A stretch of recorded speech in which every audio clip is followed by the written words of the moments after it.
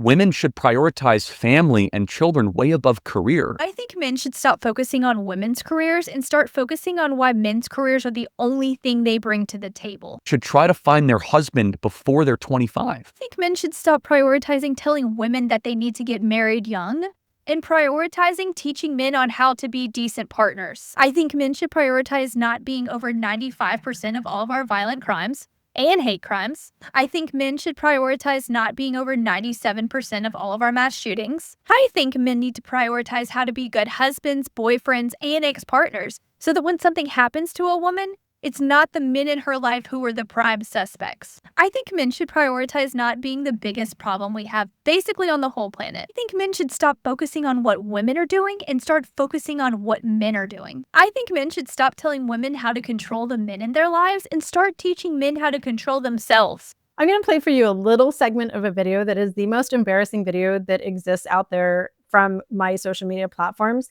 And let me give you a little backstory about it. This was filmed 2 years ago in May, and I had driven to the grocery store 4 years after my divorce finalized. I just needed to buy like milk, bread, bananas, a couple of things for the kids and myself for food.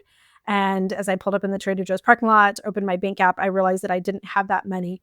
And because I was documenting my escape from domestic violence, I pulled out my camera and filmed that, posted it to my page, and the next morning it had blown up all over the entire world. I had people from everywhere who saw me sitting in my car, broke as a joke, crying because I didn't have enough money to buy my kids bread. So here's that video. I'm going to play it for you one more time. I want to start this video by saying that I'm not asking for money and I'm not asking for sympathy. What I'm asking for is if you are a young 14, 16, 21-year-old girl, listen up. I drove to the grocery store. I need to grab some milk and bread and a couple of things, flipped open the bank app on my phone, and I've been sitting in my car crying ever since because I never have enough money. And why do I never have enough money? Because when I was a 19-year-old girl, I fell in love. My Mormon faith told me that I was supposed to be a stay-at-home mom. I got married. I started having babies. I dropped out of college. I never had a career. My only jobs that I ever had in life were a waitress at the Olive Garden and managing a pretzel maker in a mall.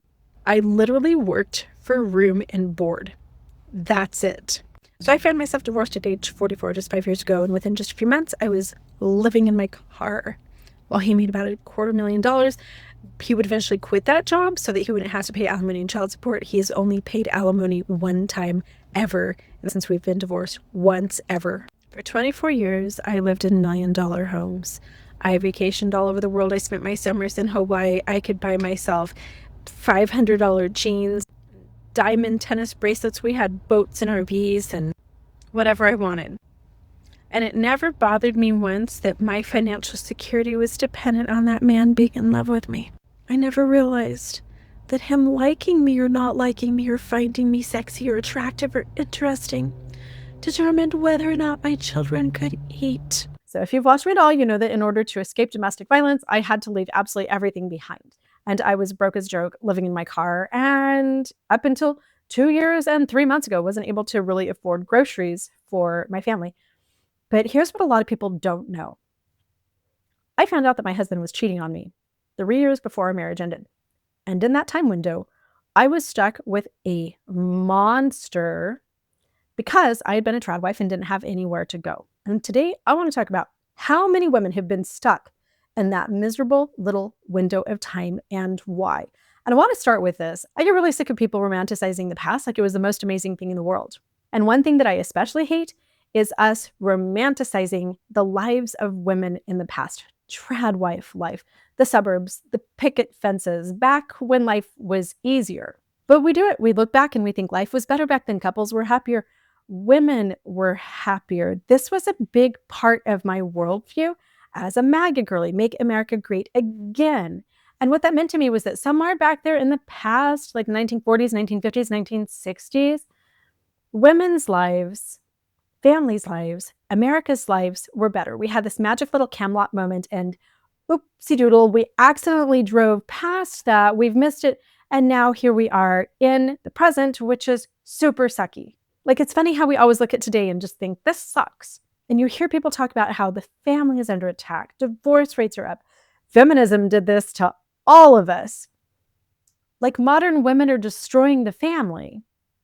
As a feminist, I just kind of want to flip everybody the bird and like just say, oh, shut up, Chad. Let's just take a peek for a minute at nostalgia as a fetish, domestic erotica, and the alt-right traditional family to miserable women pipeline. I'm Jenny Gage, and this is Life Take Two. Do you want to know why your grandmother didn't divorce your grandfather? And it wasn't because they were in love. It was because she was stuck. She had no finances to help her get out. She had nowhere to go, and she didn't have anybody to help her. She had no opportunities.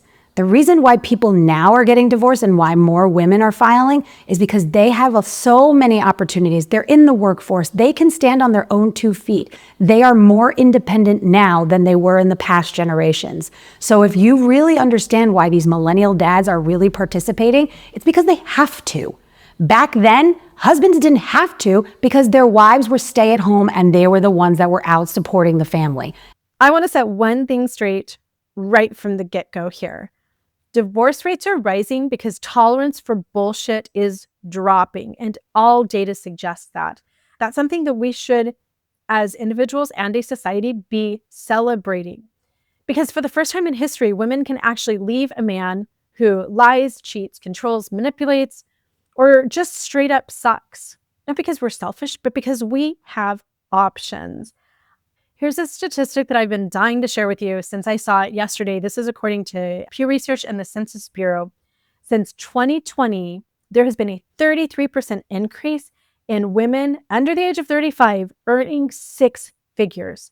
When women have options, there are things that they no longer have to put up with. And one of those things is adultery.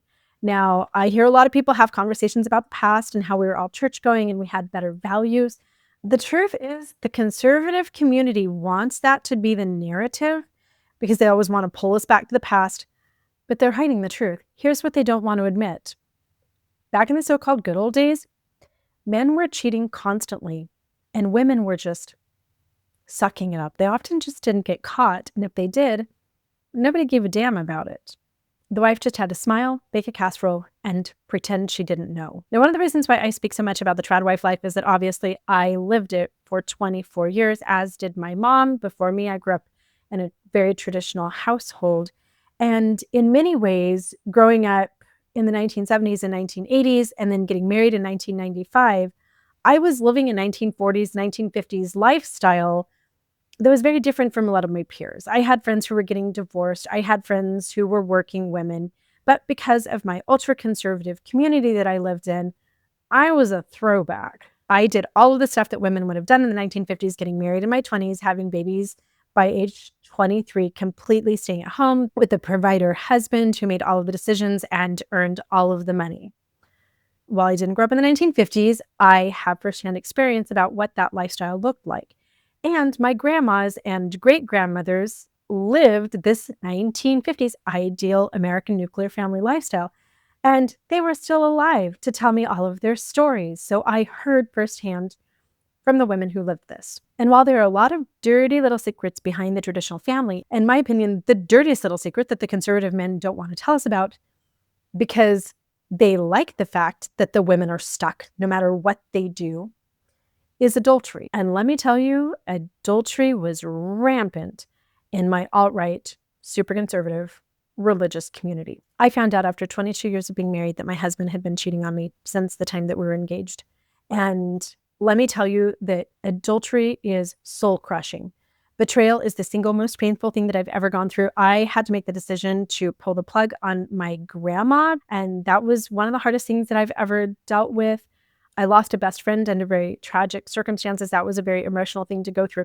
But the single most painful thing that I've ever experienced is that moment that I found out that my husband had been having sex with other women. Nothing else compares to that pain. I don't care how emotionally involved somebody is or how grounded they are. You're just lying awake at night staring at the ceiling fan, looking for answers, clutching your iPhone under the covers and sobbing.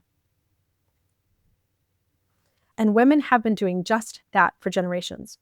Only they didn't get to cry about it on TikTok or call a lawyer. They just swallowed it, covered it up, and died with it. And I think that sometimes we think of women from past generations as being more loyal, stand by your man, be the good wife. They were all trapped. But when we look at these cute little pictures in the magazines of the families in the 1950s, it just looks like they had more values. It looked like they were better people. They were all in church on Sunday, like 93% of them were church-going people. And yeah, okay, they had some values. And a lot of their husbands had 2 families. Want to ask me how I know that? Because in my direct family line, there are multiple of my grandpas and like great-great-grandpas who had 2 wives, like literally on other side of the countries that didn't know about each other. So many broken homes, so many tales of adultery from women in my own family line. And I'm going to share some statistics with you. This is generational dysfunction, and it is a direct result of the tradwife trap. Let's talk about the traditional values scam. Here's what they don't tell you about this 1950s fantasy world that was all image, like this nice little bow on top of a rotting box. Researchers like Kenzie in the early 1900s estimated that about half of married men were cheating. Yeah, you think these dudes with their little briefcases and their little slacks going off to their offices were paragons of virtue? No. They were flying off to work conferences and getting their socks knocked off by their secretaries. They didn't have more values than us. They just had less consequences. Wives couldn't leave. Divorce was scandalous. And even if the wife wanted out, where would she go? Her parents' couch? A nunnery? So she stayed, he strayed, and we called it a successful marriage because nobody talked about it. And so now today our divorce rates are up and everybody's whining about that. But divorce equals freedom. Period. Today, when stuff like that happens, we leave. We pack our stuff, block his number, and change the Netflix password, not because we hate men, but because we love ourselves. Modern data shows that less than 20% of married men cheat right now.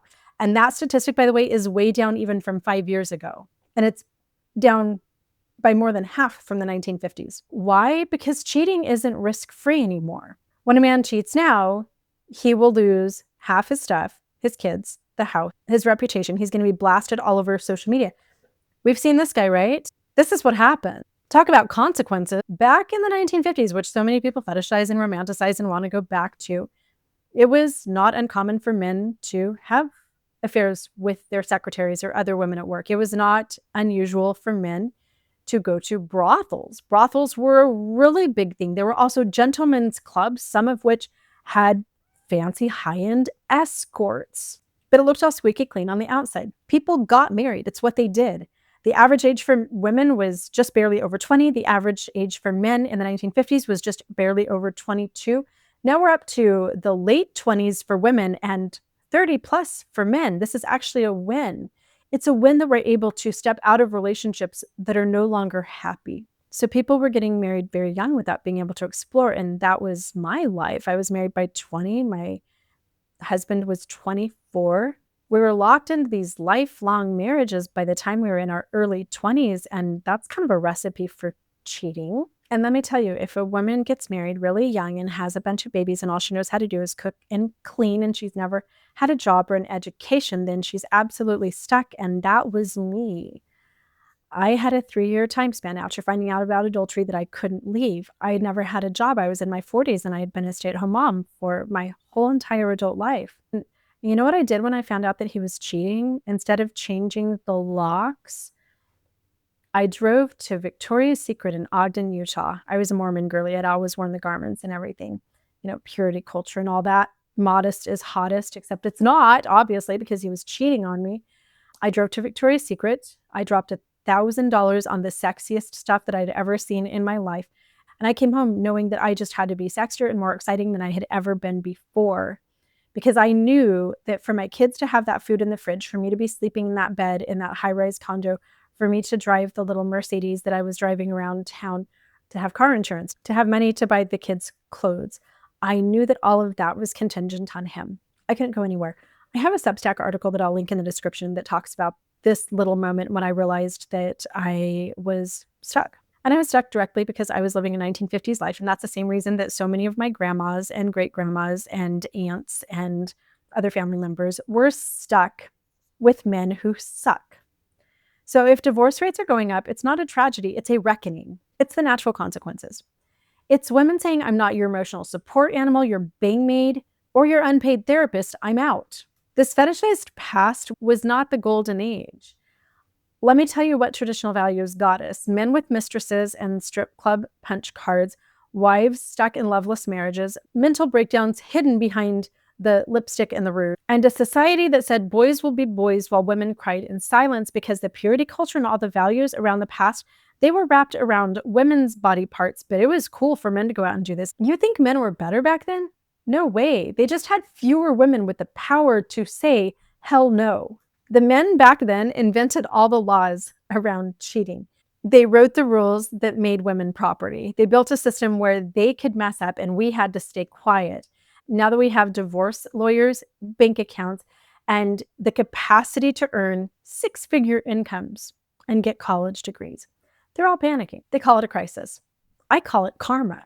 Let's get one thing crystal clear. Divorce is not the villain here. Feminism is not the villain. The single cat ladies are not the villains. The real villain is the system that made marriage a trap for women for hundreds of years. The villain is the double standard that lets the man cheat and gaslight and lie and still get the house and the career experience and the retirement accounts and everything else. The real villain is the family law system that doesn't enforce alimony or child support. Here's a couple of statistics for you. Less than 40% of child support is ever paid. Less than 17% of alimony is ever paid. I received alimony exactly one time the first month after our divorce finalized, and then he just stopped paying it while he did intermittently pay child support, which he eventually whittled down to next to nothing is what I get now. And while he did give me a small settlement midway through when I took him to court to recoup the $20-something thousand of arrears that he had already accumulated, I was alimony and child support dependent, having been a tradwife for 24 years. And that first month when he decided to quit paying alimony meant that I was homeless, literally without a home, tent camping, sleeping on friends' couches once in a while, sleeping in the back of my car, which I would later have to relinquish to him. I hear this statistic a lot, that 80% of divorces are initiated by women. Yep, there's a reason for that. There always has been. And that is, again, something to celebrate. Absolutely nothing to be ashamed of. Keep doing it. So yeah, divorce is more common now because finally women don't have to tolerate the same old garbage, and our families are crumbling now because they were horrible, toxic, unsafe places for the women and the children behind that facade. And some people don't like that.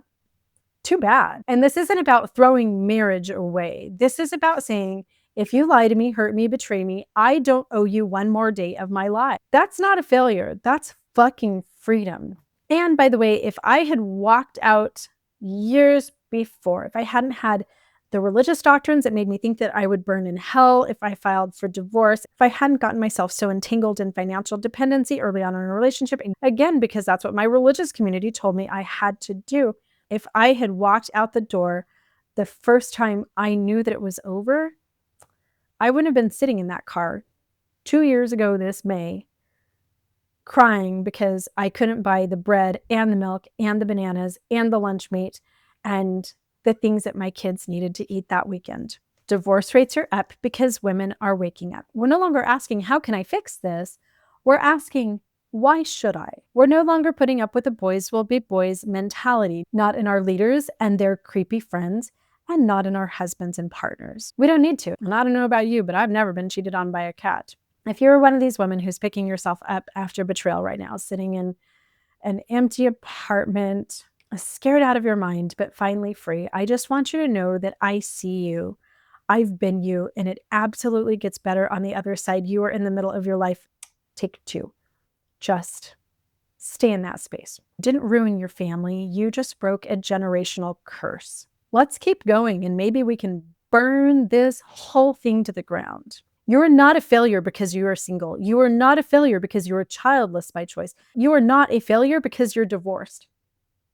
You are possibly the first woman in your bloodline who is allowed to leave. Let's stop thinking about our ancestors and start focusing on our descendants, because both my daughters and yours deserve a better world.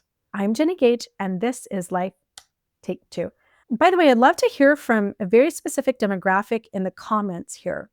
If you are from the 40s, 50s, 60s, this nostalgic era, and you were cheated on or did the cheating, and you're brave enough to share about that, would you drop a comment? Thanks for watching.